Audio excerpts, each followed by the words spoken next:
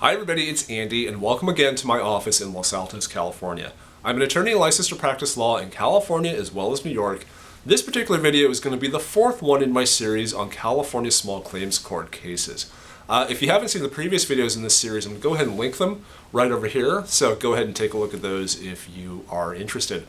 Now, if you haven't seen any of these videos over here, I'm going to give you the standard disclaimer that I give in those videos, in that California small claims court rules, the information that I'm about to tell you, in general is only going to apply to California small claims court. So if you live outside of California and you want to bring a court case in, say, New York small claims court or Tennessee small claims court, this video is not going to apply to you. I mean, you can always watch again. I'm always happy to have you watch, but the information that I'm about to go over, strictly speaking, will not apply to your case. You need to go look up Tennessee's small claims court rules or Vermont's small claims court rules on your own. I don't know them. So, that said, actually, this video is not going to really involve me telling you a whole lot of stuff. It's actually going to involve me drawing some, of all things. So, in advance, I should kind of apologize, I guess, for the artistic kind of shenanigans I'm about to engage in. But I'll tell you the kind of the genesis of the drawing that's going to happen in a moment. So the basic question, or the basic situation, I guess, that I get presented with is, Andy, hey, you've helped me out. You've helped me out a lot with this case. You've sat down with me. You explained it to me. I have all my evidence lined up. I have all my witnesses lined up. But I'm still really, really nervous. I've never been to court before. Andy, what is court like? Now, I can always tell you what court is like based on my experience. I mean, you can always ask other people, friends, family members who have been to court, what happened to them, what they saw and stuff. But if you're like me, most of the time you're not going to, there really is nothing to be beat, I guess. Your own observations with your own eyes, hearing it with your own ears, that's ultimately what's going to be the most instructional for you. So, a lot of people especially those who have never been to court, I guess, don't really realize that in almost every situation, a courtroom, be it a criminal court, a small claims court, a traffic court, family law court, whatever, a courtroom is almost always going to be open to the general public. So if you just want to go to court, the courtroom that your case is going to be in, for example, a few weeks before and sit and watch, can you? Almost certainly the answer is going to be yes. So this drawing that I'm about to show you is actually what you should expect to see, I guess, and hopefully it'll make your kind of first foray into court a little less intimidating. So anyway, that said, I'm hoping this helps, and let's go ahead and get started, and I'll show you my artistic ability. Thanks. Okay, everybody, so based on what I described in the intro, I'm going to go ahead and try and draw you a courtroom from a bird's eye perspective. So imagine if you are looking down on a courtroom from the ceiling, and this is what you should hopefully see. So any room, obviously, is going to have walls. So the edges of this white screen right here are going to represent the walls of the courtroom. Now, obviously, every courtroom is laid out slightly differently. I mean, the courtrooms in California, they are all laid out differently. Federal courts are different from state courts. Courts in California are different from the courts in Tennessee, Vermont, Europe, etc. Obviously, I have not been to all of those courtrooms, so I don't guarantee that the courtroom you will find yourself in will look like this, but hopefully it should have a lot of these same elements. So, regardless of how your courtroom is laid out, there's almost always going to need to be a door that you're going to go through. So I'm going to go ahead and draw this door right down the middle. So you're going to come in like this. This door is going to swing open that way. And the door is going to open up onto an aisleway. So I'm going to draw the aisleway like that. And this is going to be a short wall, maybe hip height or so. And the same thing on the other side. You're going to have a path that is going to go to a wall that's about hip height. And right here, like that, there's usually going to be a small swinging door also, like that. And that basically separates all of the stuff up here from all the stuff back here. So if you walk in like this and you look off to the left, you're usually going to see a bunch of seats, like that. It might be 3 rows like I'm drawing here. It might be 10 rows. It might just be 2 rows. Who knows? But over on the right, you're going to have the same thing. And over here is actually what's called the gallery, like art gallery. So, like that.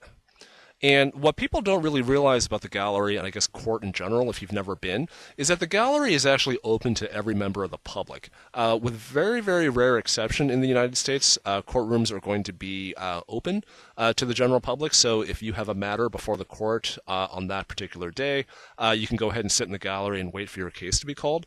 If you are a college student or a law school student or something, and you are, just kind of learning about how the courts work, go ahead and sit there. Like if you're there for an educational purpose, nobody should really hassle you in any way.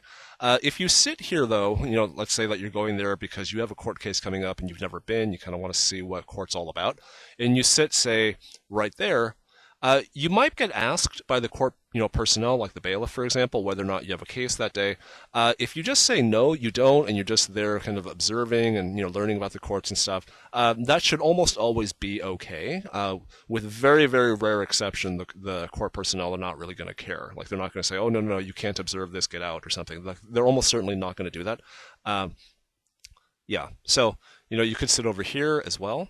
The one thing I will kind of caution you is that this first row sometimes is cordoned off for some reason, like, it's marked reserved or don't sit or something. If in your courtroom you find that that's the case, obviously obey the signs. Don't sit down where it says, reserved, like lawyers only or something. Just go ahead and sit in places where the bailiff tells you to, or seats that look kind of generally open to everybody. So that said, let's go ahead and continue on with all the stuff kind of up here.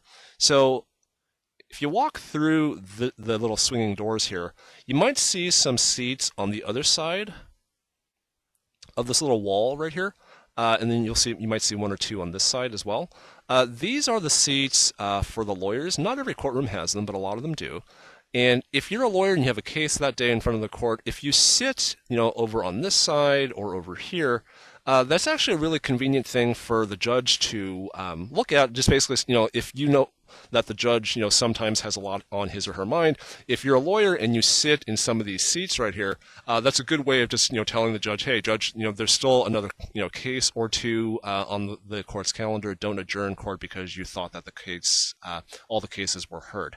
So right here, for example, that's a good visual to the judge that there are still cases that need to be heard before the session's over. So every courtroom is almost certainly going to have a bailiff station. So, for example, in California State Court, that's usually going to be a sheriff's deputy of some kind, and they're going to be seated right there. And what that station normally is just a desk and a phone and a chair. So if you are showing up for court and you've never been or something, you want to go and basically, tell the deputy, like, hey, my name is, John Smith, and I have a court case this afternoon. The bailiffs a lot of times will have a check-in sheet or sign-in sheet that basically says, all the names of the people who have cases that afternoon. And, if you tell the bailiff your name, he or she will mark you as here, again, so the court does not, assume that you're not here and, adjourn without hearing your matter. So I'm going to go ahead and draw it back over here.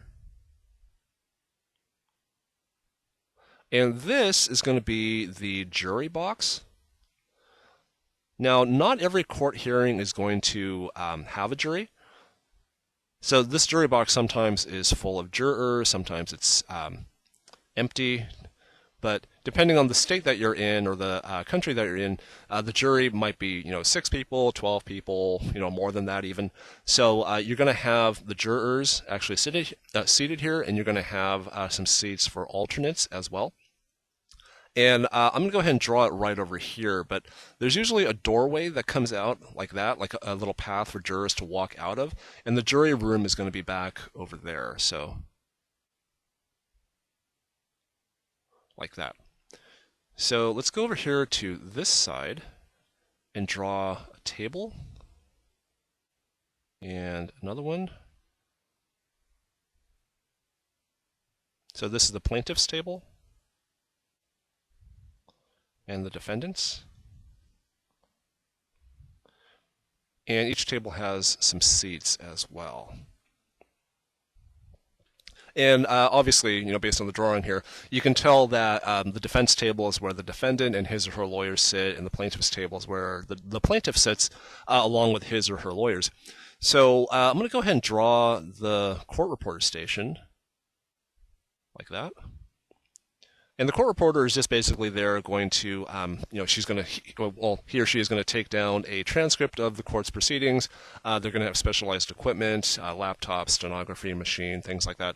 And depending on, your court case, you might have a court reporter, you might not have one. If you do have one, sometimes you might have to pay for it.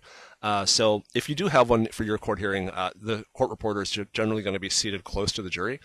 So, the court reporter can take down all the things that the witness says. And yeah. So anyway, over here, I'm going to draw the clerk's table.